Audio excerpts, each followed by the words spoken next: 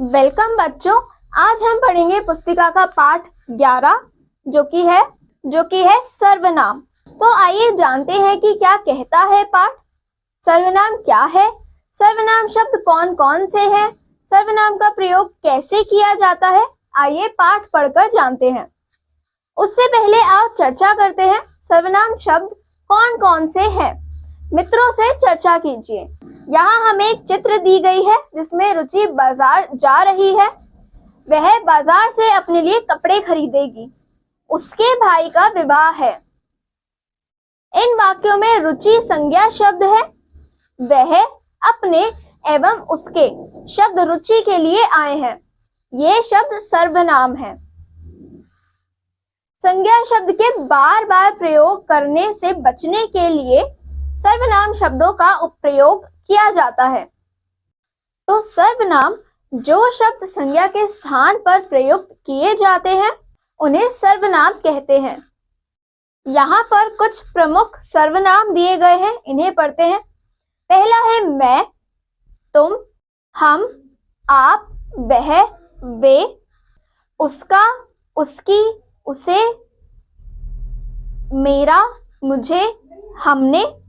अगला है हमारा, तुम्हारे, आपके, आपसे, यह, ये। अब हम देखते हैं सर्वनाम के भेद। सर्वनाम के 6 भेद होते हैं। पहला है पुरुषवाचक सर्वनाम, निश्चयवाचक सर्वनाम, अनिश्चयवाचक सर्वनाम, प्रश्नवाचक सर्वनाम, संबंधवाचक सर्वनाम और निजवाचक सर्वनाम। एक एक करके हम इन सब के बारे में पढ़ेंगे। पहला है पुरुषवाचक सर्वनाम। बोलने वाले यानी कि वक्ता, सुनने वाले यानी कि श्रोता या किसी अन्य व्यक्ति जिसके बारे में बात हो रही है, इन सभी का बोध कराने वाले शब्द सर्वनाम पुरुषवाचक सर्वनाम कहलाते हैं। जैसे मैं रस्सी कूद रही हूं, वह 100 बार रस्सी कूद लेती है। पुरुषवाचक सर्वनाम 3 प्रकार के होते हैं। पहला है उत्तम पुरुषवाचक सर्वनाम, दूसरा है मध्यम पुरुषवाचक सर्वनाम और तीसरा है अन्य पुरुषवाचक सर्वनाम। सबसे पहले उत्तम पुरुषवाचक सर्वनाम। वक्ता या लेखक जिन सर्वनामों का प्रयोग अपने लिए करता है उन्हें उत्तम पुरुषवाचक सर्वनाम कहते हैं। जैसे मैं, हम, मेरा, हमारा, मुझे, हमें, मुझसे, हमसे आदि। दूसरा है मध्यम पुरुषवाचक सर्वनाम। वक्ता या लेखक द्वारा जिन सर्वनामों का प्रयोग श्रोता या सुनने वाले के लिए किया जाता है उन्हें मध्यम पुरुषवाचक सर्वनाम कहते हैं। जैसे तू, तुम, आप, तेरा, तुम्हारा आदि। अगला अन्य पुरुषवाचक सर्वनाम। वक्ता यानी कि बोलने वाला अथवा लेखक जिन सर्वनामों का प्रयोग अपने और श्रोता के अतिरिक्त किसी अन्य व्यक्ति के लिए करता है उन्हें अन्य पुरुषवाचक सर्वनाम कहते हैं। जैसे वह, वे, उसे, उन्हें, उनका, उसका आदि।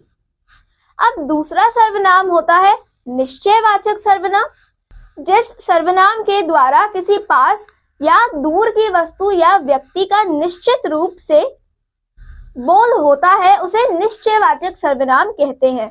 जैसे यह, वह, यही, वही, इसी, उसी आदि।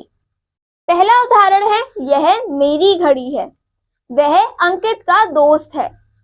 इन वाक्यों में यह और वह सर्वनाम निश्चित वस्तु या व्यक्ति की ओर संकेत कर रहे हैं, अतः यह निश्चयवाचक सर्वनाम है। तीसरा है अनिश्चयवाचक सर्वनाम। जिन सर्वनाम से किसी वस्तु या व्यक्ति के विषय में कोई निश्चित बोध ना हो उसे अनिश्चयवाचक सर्वनाम कहते हैं। जैसे कोई, कुछ, किसी, किन्हीं आदि। पहला उदाहरण है झाड़ियों के पीछे कोई है। दूसरा है मंदिर का रास्ता किसी से पूछ लेते हैं।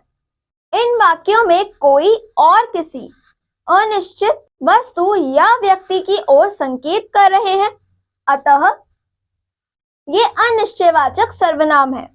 सामान्यतः कोई और किसी सर्वनाम का प्रयोग सजीव संज्ञाओं के लिए होता है।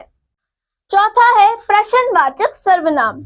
जिस सर्वनाम से किसी व्यक्ति, वस्तु या स्थान के बारे में प्रश्न का बोध हो, उन्हें प्रश्नवाचक सर्वनाम कहते हैं। जैसे कौन, क्या, किसने, किसे आदि। पहला उदाहरण है दिखाओ तुम्हारे बस्ते में क्या है। दूसरा है यह शोर कौन मचा रहा है। तीसरा है यह किसका पेन है। इन वाक्यों में क्या, कौन और किसका का प्रयोग किया गया है। का प्रयोग किसी वस्तु या व्यक्ति के बारे में प्रश्न पूछने के लिए किया गया है, अतः यह प्रश्नवाचक सर्वनाम है। इनके प्रयोग से वाक्य प्रश्नवाचक बन जाते हैं। पांचवा है संबंधवाचक सर्वनाम।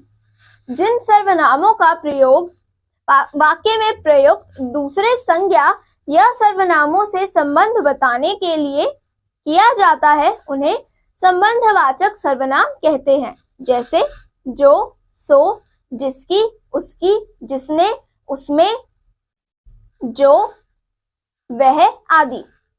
पहला उदाहरण है जो करेगा सो भरेगा। दूसरा है जो मेहनत करेगा वह फल पाएगा। तीसरा है जिन्हें पिकनिक पर जाना है वे अपना नाम लिखवा दें। इन वाक्यों में सो, वह और वे का संबंध क्रमशः जो और जिन्हें से प्रकट हो रहा है, अतः ये संबंधवाचक सर्वनाम है। अगला सर्वनाम है निजवाचक सर्वनाम। जो सर्वनाम कर्ता के अपनेपन का बोध कराता है उसे निजवाचक सर्वनाम कहते हैं। जैसे आप, स्वयं, खुद आदि। पहला उदाहरण है यह चित्र मैंने स्वयं बनाया है। दूसरा है बेटा खाना खाकर बर्तन अपने आप रख कर आओ। इन वाक्यों में स्वयं और अपने आप शब्द कर्ता के साथ अपनापन बता रहे हैं। तो इस पाठ को पढ़कर हमने सीखा संज्ञा की जगह प्रयोग किए जाने वाले शब्दों को सर्वनाम कहते हैं।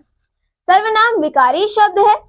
सर्वनाम के 6 भेद होते हैं: पुरुषवाचक, निश्चयवाचक, अनिश्चयवाचक, प्रश्नवाचक, संबंधवाचक और निजवाचक सर्वनाम।